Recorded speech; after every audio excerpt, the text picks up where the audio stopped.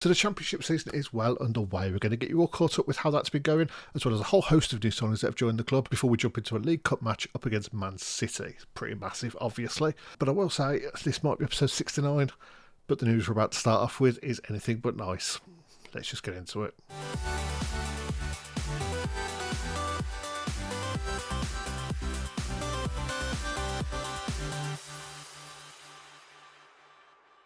So something a little bit different here. I'm going to actually have to voice over this because this all happened at about 3:30 in the morning on the day before I was supposed to be recording this episode. As I said last time, we have had so many offers for Barbrook. I swear to God, every 2 to 3 hours of the last 3 months, we have had a bid in from one club or another. We've had 1 or 2 accepted that were like 5 to 7 million or so. But I was very desperate to keep hold of him. I have signed a backup just in case the worst happens. But Bristol seem to be incredibly interested in him, and they've been constantly upping their offer. I did have it as anything under 4 million gets auto-rejected. Then they started offering sort of 4.5 to 6. Obviously, they came in with one here at 6.75, going up to 7.5. But I just kept rejecting them because I thought it's late in the transfer window. I'm not going to risk upsetting it now. We have got him and Kevin O'Neill started up front for us is going to be our starting pairing. And the fact that I'm telling this story in so much detail, you might realise that there's maybe some disaster incoming. So after many rejected offers, we got through this weird news story that I'd never seen before, where it just says Brentford and Bristol have made offers, but didn't show me any of the offers. Now, earlier that day, I had offers from Bristol City, as you can see on the left. At the top, this offer is at 10 to 5, and the very bottom item is 12 o'clock. They'd made an offer, and I'd rejected it. And in the news story in between, told them that he's not for sale. But they just kept coming back. And I thought, obviously, this is some sort of game glitch because I've already rejected this offer and it's just a news story hasn't come through or something. I don't really know what I was thinking. And then hit continue, I think, twice more and got this. Buster Barbrook has agreed to leave for Brentford. Jack Gould decided the offer was too good to refuse and took matters into his own hands. So, I mean, on the plus side, I'm going to be honest, a transfer going up to 15 million, I probably would have considered accepting this anyway, especially when, you know, he will get 3.2 million after 10 league appearances. He's very likely to make 10 league appearances, so that's an extra 3 million for free. We'll get 30% of the next sale, as well as a loan back to the end of the season, and I mean 12 million entering our coffers practically up front. So it's a fantastic deal, but I was very unimpressed that this had happened. Like, I feel like the game has screwed me a bit here. And especially as, like, if this had come in 2 months ago in game, I'd have had plenty of time with loads of money to try and work around this problem. But yeah, Buster Barbrook has just gone to Brentford. I mean, I really thought it was going to be Bristol with how much they're chasing. Brentford's offers have generally been like 1 to 2 million, and then suddenly they just come in with like a £12 million sale. So yeah, he's back on loan with us for the rest of the season. I mean, we're not paying his wages, which is a very minor plus point, but you know, I'll take what I can get at this point. Did they get a big transfer deal in or something? They did sell Logan Aberle for 11 million and Darm Fulton, whoever, I don't know who these two players are, but for a combined total of like 25 million-ish, let's say. So it makes sense that they've suddenly got a bit of extra cash lying around. But yeah, that's it's an incredibly frustrating thing to just be dumped on your plate, especially as, and I'm not going to click on our team just yet because we've still got to go through the transfers. We were already at 5 first-teamers in our first-team squad, generally speaking, and now we've got 6 first-teamers and the league limit is 5. So because of this deal, we're going to have to leave one of the people who was going to be key for our first-team lineup out of the squad each time. So absolutely thrilled, as you can imagine. And just to add a bit of insult to injury, as I said in the intro, we're going to be doing a cup match today, and he's not allowed to play in cup matches according to this loan. So yeah, so he's just out of the squad. So yeah. But anyway, I suppose let's just get caught up on some of the other transfers. Oh God. So yeah, the last time we were here, I think the last transfer that went through was Andre Diouse's transfer in from Generation Foot, our like 3rd choice goalkeeper. Yeah, 3rd choice on the rankings as well. Massive potential. It should be very good for us. We did have a bit of a dry spell, which you could tell from the dates, and then towards the end of the transfer window, we signed 6 players. Well, 5, because Mortal was agreed quite a while ago, but he has joined the club now. Looking like a pretty good centre-back. He's not first-team quality, but as sort of an emergency backup to the first team, or let him develop with the reserves for a season or so, I think he's going to be very good for us. Could do with a little bit of work with his marking and headering, but apart from that, as far as technicals and physicals go, he's definitely ready for our first team.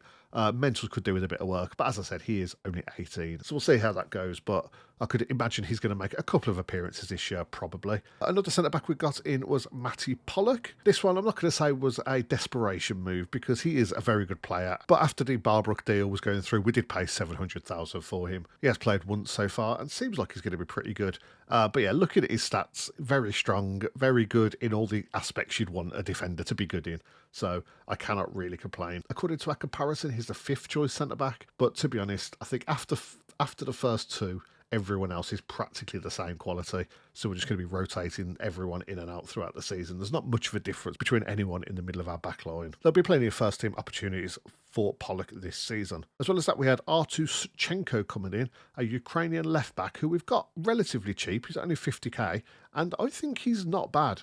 Like, he's definitely got some gaps in his game. He can't dribble for beans. In the same way as Mortal, his marking, passing, tackling isn't fantastic.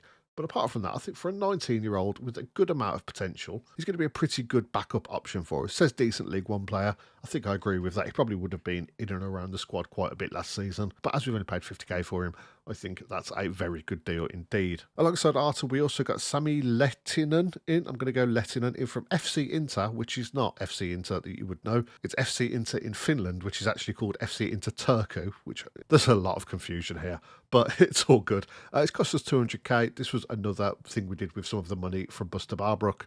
And he looks very good. He's going to be joining as an attacking midfielder. He has actually made a few appearances for us. Came on and scored 3 goals. I think they've all been sub-appearances. No, he had 1 start, but most of his good performances have actually been sub-appearances, funnily enough. I'm not thrilled with all the down arrows since he joined the club, but he looks like an incredibly good deal for only 200,000. He's got pretty much all the stats you'd want from an attacking midfielder. I mean, obviously we're using Gonch. I've got absolutely nothing to complain about, and I think he's a very good squad option. Only other permanent signing we have got is Geordie in from Zaragoza, who I basically had nailed as a perfect replacement for Buster Barbrook.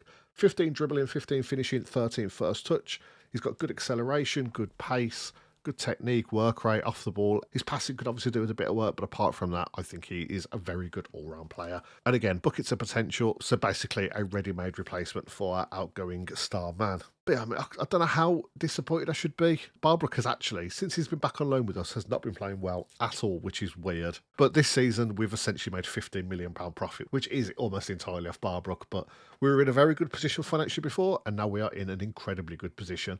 We've got a £10 million transfer budget, which I'm probably mostly going to invest in youth players, unless, you know, we look like we've got a very obvious gap in the squad towards the January transfer window, and we are 30k under our wage budget, which I was pretty consistently bumping up my wage budget before we got this extra money in. But yeah, that is all of our squad caught up. We've got a big game today, but we'll get you caught up on everything else first. So obviously in the first game of the season, we managed to beat Bristol 4-1. And since then, things have gone relatively smooth for us. We are scoring like crazy. I mean, we are also conceding like crazy in a lot of matches, which is kind of how I expected the season to go because we've got very good front line and a pretty good back line, but nowhere near as good as the top leagues in the division. So I feel like we're going to be quite high conceders this year. But yeah, first up, we had a cup game against Bristol Rovers. A lovely 4-0 victory here. This one was very straightforward. I'm not even going to go into much detail on it. Bristol Rovers are a League 2 side, so that was just not a problem at all.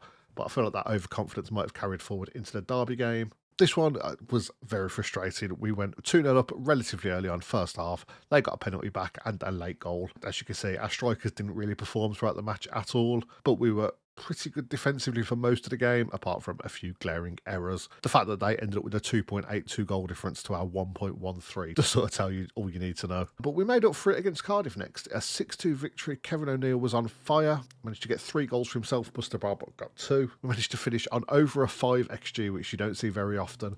This was just such a dominant game. It was kind of crazy. They obviously got 2 goals back in 4 minutes in the middle of the second half. And I was a little bit scared then at 5-2 that I was like, this is going to be the biggest throw we've ever had in our life, but it was not the case. And a late Buster Barbrook goal sort of shut down their comeback. Oh, it's 15 minutes in between, I don't know if I can claim that, but still very happy with that. Then we had a 3-2 victory over Brentford in the Carabao Cup. This one came down to a late Kevin O'Neill penalty, which actually rounded out his hat-trick, a perfect 10 rating from him.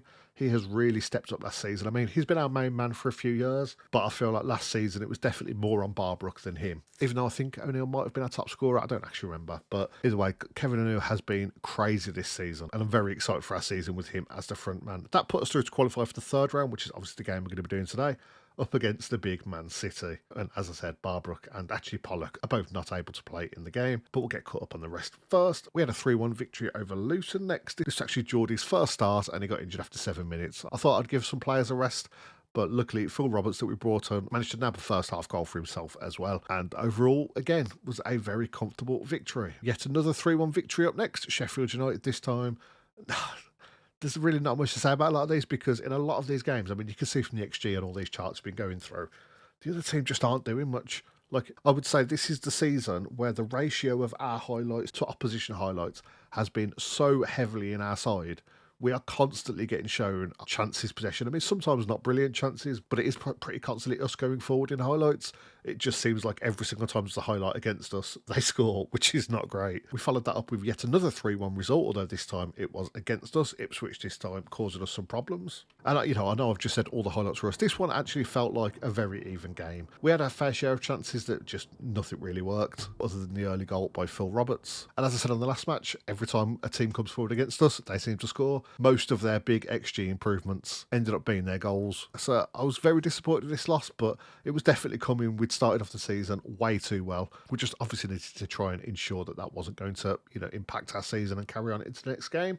And it didn't, although this one we did leave it very late. You know what, we haven't looked at any of the highlights. I'll watch this one. No game really stood out just because there wasn't much back and forth in many of the games. But we'll do this one just because it's the last one, and we did have a good variety of players playing, and we used up all of our subs and managed to force our way into the game. But yeah, when Blackburn had their star striker get sent off, I mean, Beerith, he does look pretty good. He's kind of cracked actually looking at him. That's nuts. He's way better than I remember him being, although I did only see him play for 18 minutes, I suppose. We took a long time to get back into the game until in the 76th minute, the ball comes out here to Sissoko.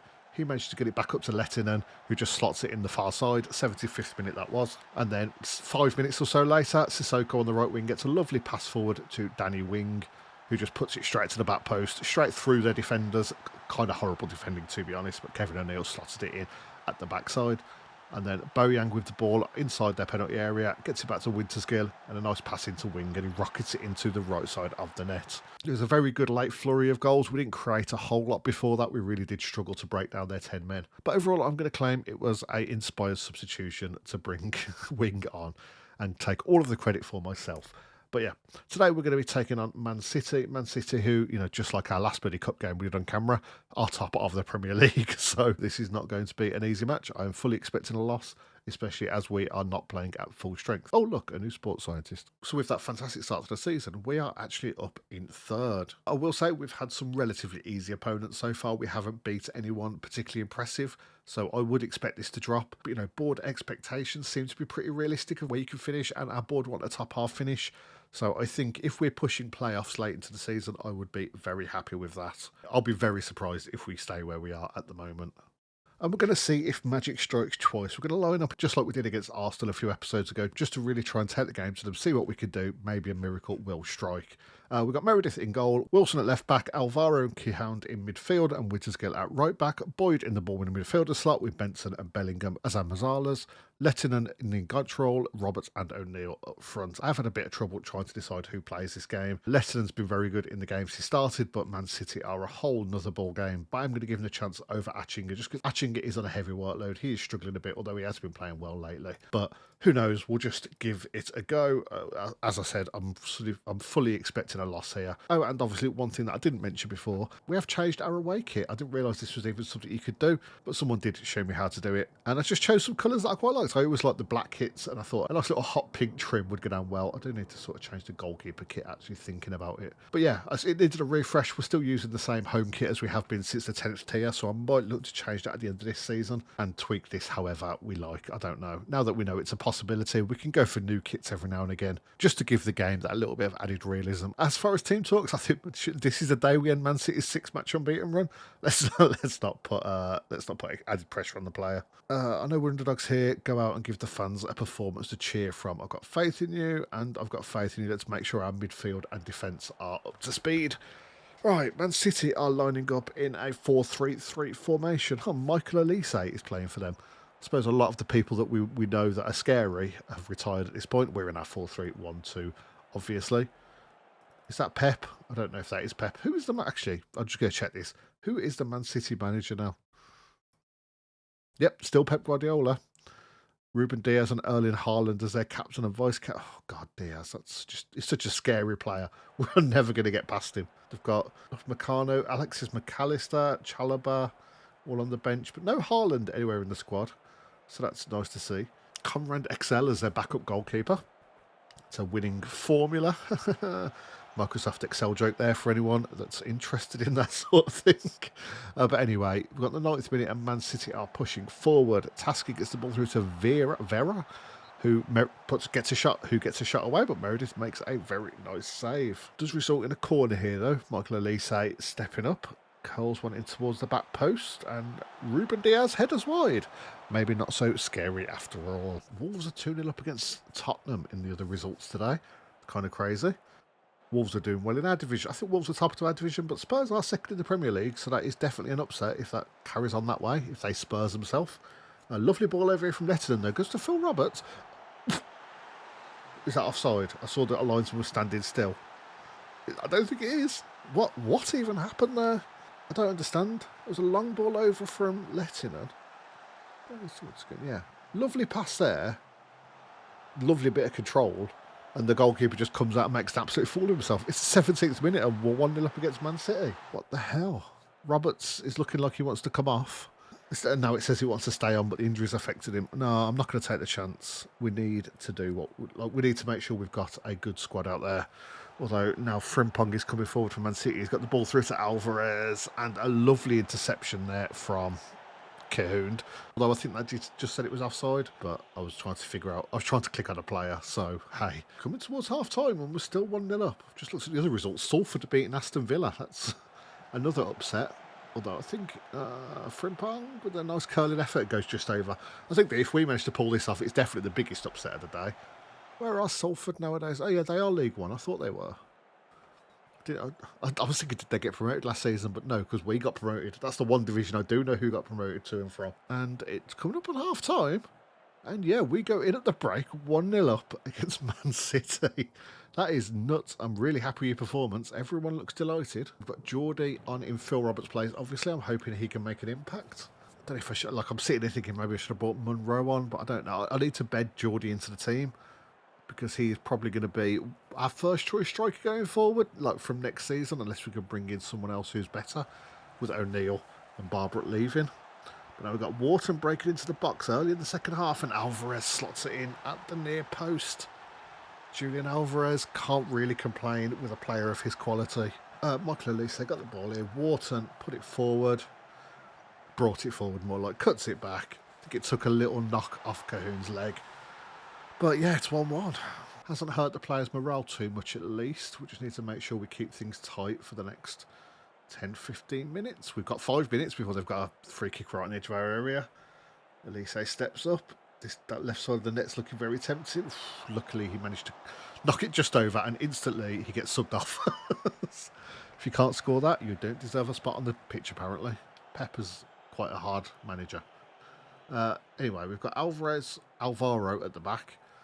Boyd brings the ball forward. Lettinen, our little playmaker, tries to get it out wide to Winterskill, but the pass is a little bit too short. And now we've got Windal coming forward. No, him and Vitti are messing around with the ball a bit too much, but they don't get punished for it, and Wharton gets it out to the right side of the pitch.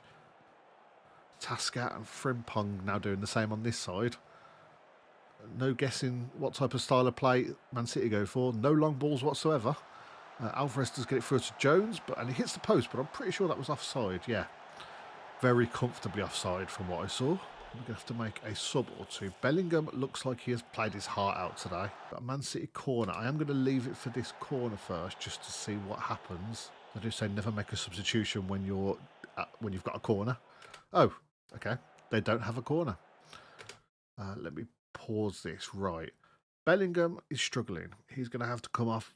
I'm actually going to stick Wing on purely because he's motivated. I was going to go with Boyang, but I'm sticking to my guns here. Roger Wilson hasn't had a terrible game, but he's not done much, and he is struggling a bit. So let's bring Hughes on in his place. As for midfielders, Benson and Lettinen on a 6.4, and that's with a let and an assist, which does sort of tell you he's not had a fantastic game other than that one little moment of magic. So we're going to bring Bobby Clark on in his place. And honestly, I think that's good enough. We'll just leave that for now. It's only 60 minutes in. I think we've still got one substitute, haven't we? We've got a Vera free kick that Meredith comfortably catches. That was definitely not powerful enough to go in. I'd have been very annoyed if it had. But a long ball up from Jack Meredith, and the highlight continues as we give them the ball straight back. Brilliant. Tasker now coming up the wing. Try and cut him off, but he gets the ball back to Ruben Diaz again. Lovely ball up to Frimpong. Can we get that off him? He managed to squeeze it through 3 players, but Wing managed to cut it out before it hit any danger. Now they're pushing us outside the box. Chalobah is getting miles of space back here, but he shoots and it goes just wide. I really am, a little bit torn between really pushing for this victory or just, letting what happens happen and we focus on the league. But, 15 minutes left. Kevin O'Neill was struggling there. He did just have a pop-up. Dylan Munro is our only option for him. So we'll have the 2 of those up front the rest of this game. And yet another Man City corner. McAllister this time gets it to Alvarez. Tries to shoot, but Wing blocks it nicely. And now Frimpong is coming forward, and his shot doesn't get blocked at all, and it's too well. That's annoying. We really need to. I mean, it's a stupid point to try and make, but this is 2 times in a row we've gone into the lead against top of the Premier League. But I suppose this is how this happens. But I suppose this happens quite often in actual games. That you might get a goal, but over the course of a game, you're not as good as them, and they will beat you. Salford Villa is back as you'd expect. Well, 2-2. We've got nothing we can really do here, so let's just it's not run at defence so much. We'll hit early crosses. We'll go a lot more direct, go a lot faster. No time wasting. Let's just really go for it here. High press, not higher. Yeah, there's not much else we could change realistically. We've only had 2 spells where we've had control of the match momentum, and one of them we scored in, and it's been all City. It's sort of going as expected, but that doesn't make it any less disappointing that there's no late highlight here of us at least trying to get a goal. Not, as I said, not surprising, but we were underdogs. Great effort there, lads. I mean, I would have liked a little bit more effort in the second half. Like us to have a single chance would have been nice. But it is Man City. What more can you expect? It's not a great result. Phil Roberts is luckily only out for 2 days with the little knock he picked up. We are out of the cup, so it looks like we're going to have to wait for the FA Cup to get up to speed with us, and then we'll try and go with that. Although, knowing our luck, we'll end up getting drawn against Liverpool, and we'll finish the little Premier League trifecta within a year's time. Anyway, as for when we are going to be back, we haven't got any massive games coming up soon. Stoke and Middlesbrough are obviously 2 quite big ones back-to-back. But I do think the Wolves match on the 23rd of November is a good point to return on. It's almost exactly 2 months away. We'll get through a bit more of the season because we have actually come back a little bit earlier than we normally do this season. Normally we'd come back sometime, late October, early November. But I couldn't really turn down a Man City match on the off chance that we won. Especially after I was tempted to come back for the Brentford match. And we managed to sneak through on that. Oh, I didn't actually mention Brentford are a Premier League side. This is the first Premier League scalp that we have claimed, I believe. I can't think of any that have happened over the last couple of seasons. And I don't think we'd have been good enough to do it, to be honest, over the last couple of seasons. But yeah, for now, thank you very much for watching. If you've enjoyed, maybe leave a like or comment down below. It really does help out a great deal, and it means a hell of a lot to me as well. As I said, we'll be back in 2 months' time for the game against league leaders and favourites for promotion, Wolverhampton Wanderers. And it's sort of a local derby for us. We're in Birmingham. If Birmingham Wolves is a derby, then Chelmsley Wolves is a derby. So yeah, subscribe to make sure you don't miss that. And once again, thank you very much for watching, and I'll see you next time.